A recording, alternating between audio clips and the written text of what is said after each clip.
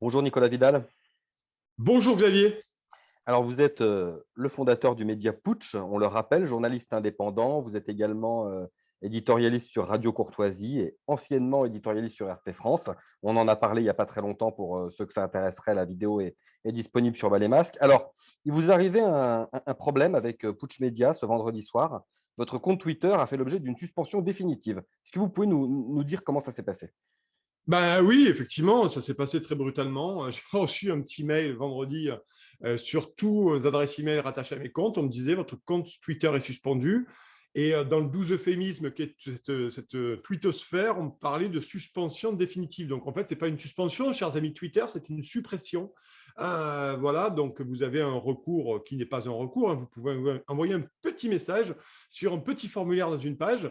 Et manifestement, oui, on n'a pas trop envie que je continue à balancer simplement des articles, en fait, parce que je rappelle au directeur général de Twitter France, cher monsieur, vous venez de supprimer de Twitter média avec un CPPAP. Pour ceux qui ne savent pas ce que c'est un CPPAP, c'est une carte de presse. Putsch est un média qui est reconnu par le ministère de la Culture. Donc, vous venez de supprimer de Twitter un média affilié. Ce n'est pas un blog, ce n'est pas un vlog, je ne sais pas quoi d'autre. C'est un véritable média. Donc, ça pose vraiment des problèmes de liberté d'expression. Après, il y a eu, bien entendu, mon compte Twitter, le mien, pardon, où j'ai toujours pris soin de ne jamais pratiquer l'outrage ni rien et envoyer des informations qui me semblaient véridiques comme tout journaliste indépendant qui se respecte. Donc, ça a été extrêmement brutal et effectivement, au-delà de ma petite personne, ça pose quand même la question de la liberté d'expression. Et ce qui est intéressant, c'est on se retrouve quand même, vous n'êtes pas sans savoir que nous sommes à quelques 2 semaines maintenant, moins de 2 semaines du premier tour présidentiel. Donc, j'attends de connaître les fondements, j'attends un courrier, j'attends une mail de Twitter, du DG de Twitter France, pour savoir pourquoi j'ai été supprimé de Twitter, mes deux comptes, Putsch Média et le mien, et voir aussi, avant que Cédrico parte dans le privé, parce qu'apparemment, le secrétaire d'État au numérique va partir dans le privé, voilà, je lui demande aussi pourquoi j'ai été supprimé de Twitter, bien entendu. Et j'attends aussi sur quel fondement, chers amis, sur quel fondement on m'a supprimé, on m'a suspendu définitivement les comptes. Vous appréciez là tout l'euphémisme. Voilà. Donc, ce qui est sûr, c'est que certains me disent m'envoyer des messages. Je remercie tous les gens qui m'ont envoyé des messages. À Balémas, Xavier aussi, vous avez tweeté là-dessus en termes de soutien. Et merci beaucoup à ça. Et je trouve effectivement que je ne fais pas partie à première vue de la bamboche progressiste de ce beau monde qu'est Twitter. Donc voilà, je ne suis plus invité dans la bamboche progressiste. Très sincèrement, comme disait Jacques Chirac, ça m'en touche une sans me faire bouger l'autre, chers amis. Mais alors, avant d'être suspendu définitivement, est-ce que vous aviez eu des suspensions provisoires? Est-ce que vous avez eu des avertissements? Non? C'est venu d'un coup? Rien du tout de cet ordre-là, cher Xavier. Je n'avais absolument reçu aucun mail de Twitter depuis que j'ai activé mes comptes, mais aucun mail, ni de suspension, ni d'avertissement, ni de mise en demeure, absolument rien du tout. Et c'est pour ça que c'est étonnant, c'est brutal. Mais c'est toujours pareil, on rentre dans le domaine de l'arbitraire. Vous vous rendez compte, nous sommes dans la France, anciennement, c'était un pays démocratique, c'était un état de droit. Vous savez, l'état de droit, c'est légiféré par la justice. Si à un moment donné, il y a une infraction, un délit, quelque chose, c'est la justice qui est là, à un moment donné, pour rétablir les choses et condamner les belligérants ou du moins les fautifs. Et là, aujourd'hui, vous avez Twitter qui vous envoie par un simple mail, c'est d'ailleurs le même fonctionnement sur YouTube. Vous recevez un mail, vous dit on vous suspend le compte.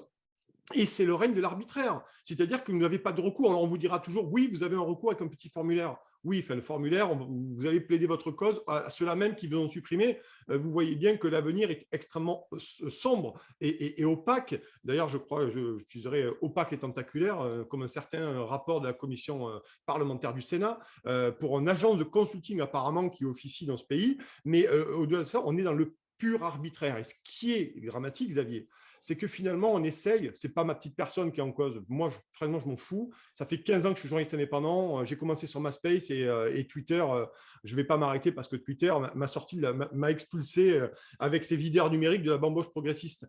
Mais concrètement, c'est qu'on essaye d'assécher le débat.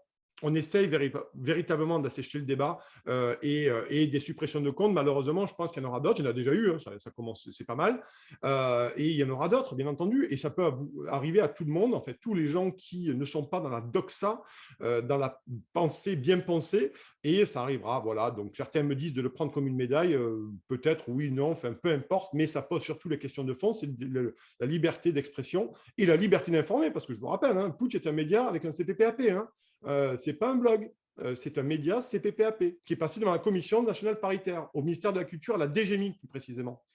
Mais alors, c'est peut-être une erreur de la part de Twitter. Peut-être qu'ils se sont trompés, comme ils ont fait avec des comptes proches de Zemmour ou proches de Marine Le Pen, qui ont été suspendus quelques heures. Bon, vous, ça fait déjà quelques jours, mais sait-on jamais. Peut-être qu'ils plaideront l'erreur.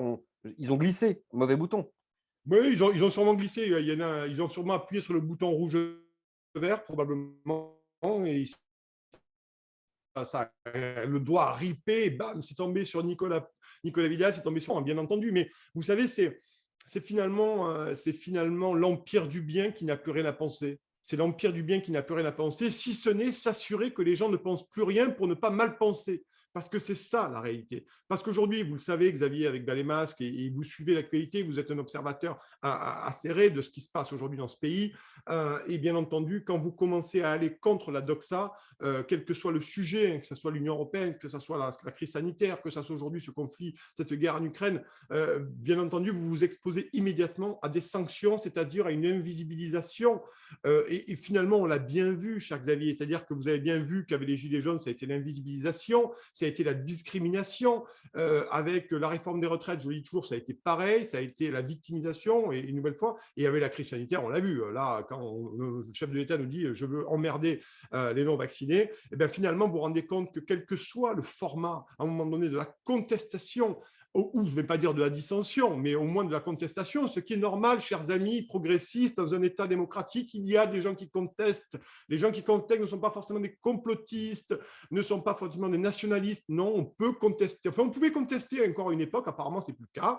Et plus on se rapproche de cette échéance présidentielle, de ce non-campagne, ce non-débat présidentiel, de la campagne, pardon, on se rend compte que ceux qui essayent de faire vivre le débat, et je ne suis pas le seul, et heureusement que je ne suis pas le seul, finalement, sont chadebannés. Alors vous êtes invisibilisé sur Facebook, vous êtes invisibilisé sur YouTube, et quand vraiment vous dérangez, là, carrément, vous supprimez les comptes. Comme ça, comme disait ma grand-mère, on vous coupe le sifflet, c'est beaucoup plus simple. Et comme vous n'avez pas de recours, si ce n'est entamer une procédure avec des avocats face à Twitter, vous imaginez bien que la guerre est perdue d'avance, et que nous, médias indépendants, nous n'avons pas les moyens aujourd'hui et pas le temps matériel de pouvoir aller sur des choses comme ça. Enfin, c'est juste inenvisageable.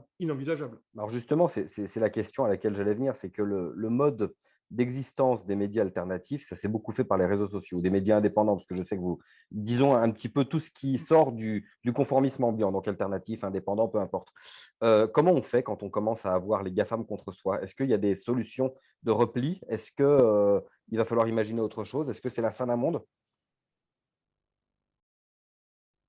Oui, c'est la fin du monde. Alors, j'espère pas que c'est la fin du monde. J'espère que c'est une prise de conscience. En fait, vous avez raison, Xavier, de le dire, hein. C'est une excellente analyse. Et la réalité, c'est qu'aujourd'hui, il faut aller sur des médias, sur des canaux alternatifs. Mais vous imaginez de réfléchir à ça? Vous imaginez de se poser la question dans un pays comme la France, où nos élites progressistes, voire médiatiques et politiques, n'arrêtent pas de nous dire qu'on vit dans un pays démocratique. On nous a fait la leçon de la morale sur l'Ukraine. Je suis là, Macron nous a dit effectivement qu'il était le garant de la démocratie en Europe. Et aujourd'hui, lui-même qui vient critiquer la Hongrie, qui vient critiquer la Pologne avec toute cette élite progressiste, en disant que l'état de droit n'est plus respecté dans ces pays-là et qu'il mérite les foudres de la Commission européenne par Ursula von der Leyen non élue. Et alors, même dans son propre pays, aujourd'hui, il y a des suppressions de comptes Twitter, des suppressions de chaînes YouTube. Pourquoi? Parce que c'est simple, en fait. Le bras armé, c'est la privatisation.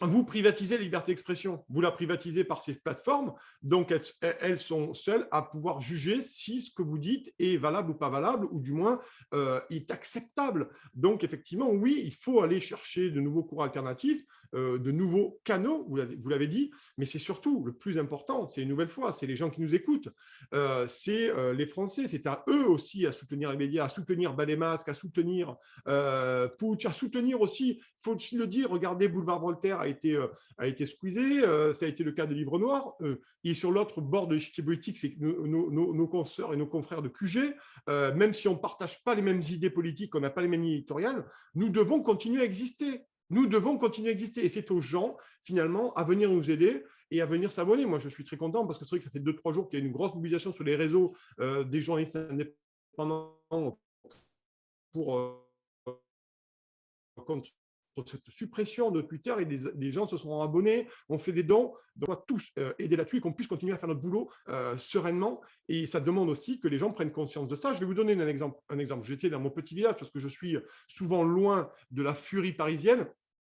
Et j'étais avec des gens de ce petit village, on discutait, les gens de notre âge, et la discussion a roulé finalement sur YouTube. Et je disais à ces gens qui étaient loin des médias et loin des réseaux sociaux, et c'est toujours bien de pouvoir avoir ce relais, mais ils me disaient, ils n'en revenaient pas quand je leur disais que YouTube supprimait des vidéos.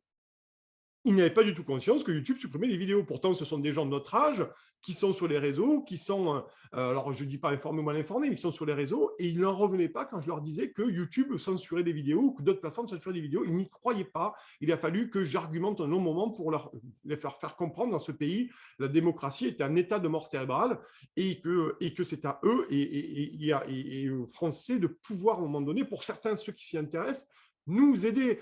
Ça paraît à un moment donné une rhétorique un peu usitée de le dire, mais la réalité, c'est que si les gens ne nous aident pas, ne s'abonnent pas à nos médias respectifs, je répète, les masques et tous les autres, Putsch et les autres, même les médias de l'autre côté de l'échiquier politique, quel que soit, nous, chez Putsch, on n'a pas d'échiquier politique, on est vraiment pluraliste, mais je crois qu'il faut que les gens s'abonnent, vraiment, parce que la suppression de Putsch, demain, ça sera, j'espère pas Balema, ça sera Radio Courtoisie, ça sera QG, ça sera tous ces médias-là, bien entendu. Le média aussi, regardez le média qu'il faut dire, ils font parfois des bonnes enquêtes.